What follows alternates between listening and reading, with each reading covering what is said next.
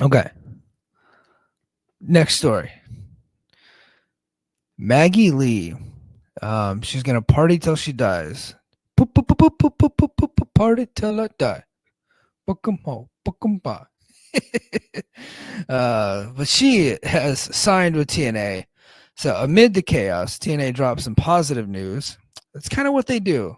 They have some bad news, and then they have some news they've just been holding on to for a while, and they break it. And they broke it themselves. So the company confirmed the signing of Maggie Lee, first supported by Battleground Podcast on iHeartRadio. Lee, a 5'11" Iowa native, brings an athletic pedigree to the Knockouts division. She's really tall. A 4-year college volleyball player with all region, all conference honors. She's been training at Black and Brave Wrestling, so that's Seth Rollins' school, and will hit her 3-year wrestling anniversary this summer with a degree in exercise science and a love for Olympic lifting and CrossFit, and a quirky admission of being a horse girl despite allergies. I don't know why they okay. I don't know why I read that.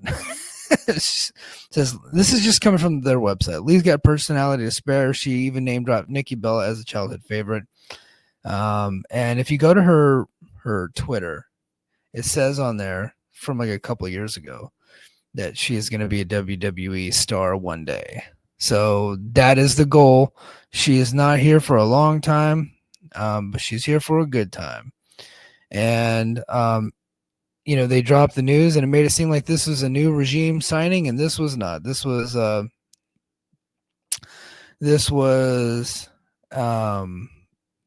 Ariel Scherner, essentially. So everybody's like, oh, did Gail Kim do the signing, the hirings and the firings? And no, she really didn't.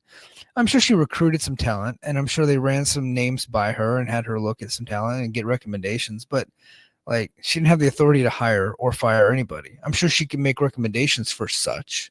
Right, but Ariel was the guy that did the hiring and the firing, and he would then have to get approval by his boss. First it was Ciccone, and then it went to Carlos Silva. So talent relations people are essentially like sergeants or something. Like I always relate everything to military or like football, right? An offensive coordinator can't cut somebody from the football team, right? A head coach, Scherner, can get someone to come in, right? Like, hey, I want that guy. The general manager and the owner automatically, they're the ones that end up having to buy off and everything. So like everybody has like Gail Kim had a ton of influence, so she just didn't have the authority, right? So everybody wants to blame the lack of knockouts on her, and that's not the case. That wasn't her. That was the people that have the purse strings. That's not Gail, right? That's ultimately Carlos Silva or Anthony Ciccone, and then of course the head coach, which would have been Ariel. So she was getting a lot of credit she probably didn't deserve, but she's also getting a lot of blame that she didn't deserve. So, and for this one, she was signed under the Ariel regime, right? Sean Rossett put out Ariel and Gail regimes. No, not necessarily. It was Ariel regime. Gail was just on the talent relations team, right? She might have been the top talent relations person, but she wasn't in charge. So, but anyway, yep, she has signed. I hear a lot of good things about her. I watched her match with some lady named Heather, I think. Not Heather Reckless, but a different Heather. I saw that from Explosion. I think it was from last week. It was a pretty good match. She's definitely got some talent. The look needs to be updated a little bit. It's kind of bubblegum poppy, Doesn't look like she can kick ass, but she's, 6 foot tall. Like she's like as tall as Charlotte Flair.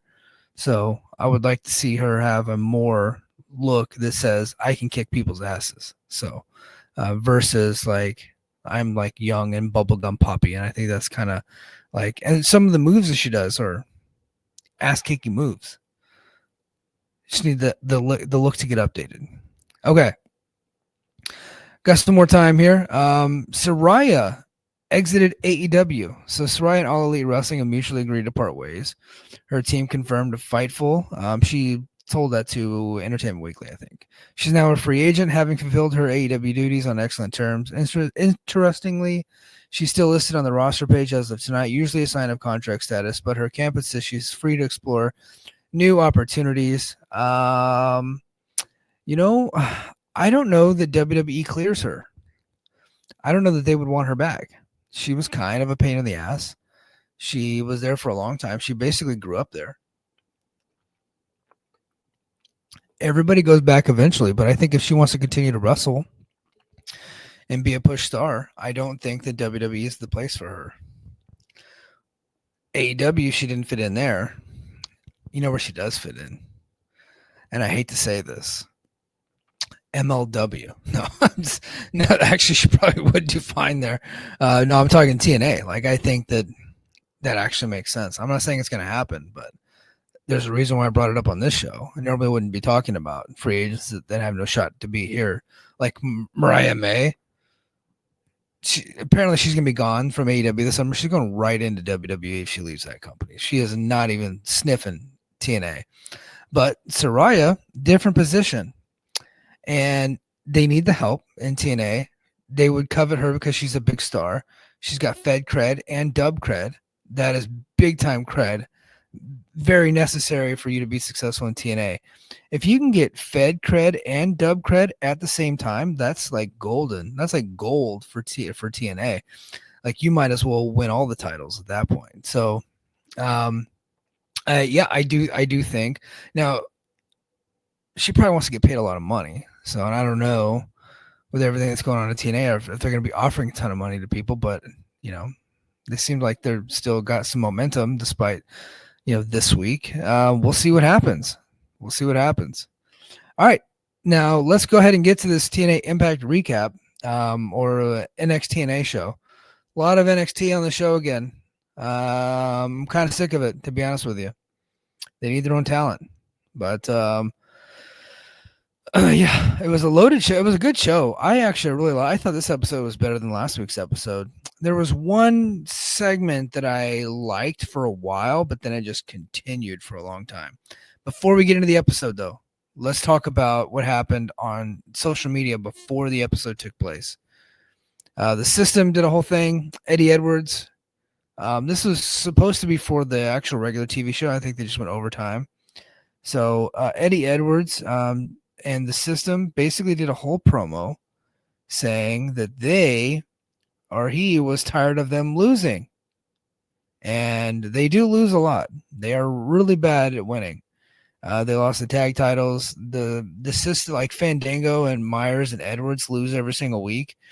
Moose still wins, though.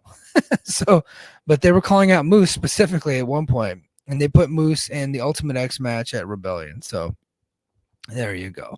So that happened before the show. They just released that segment on Twitter before Impact took place. So, but yeah. So the opening match was Ash by Heather Elegance, I think is what they're called, or the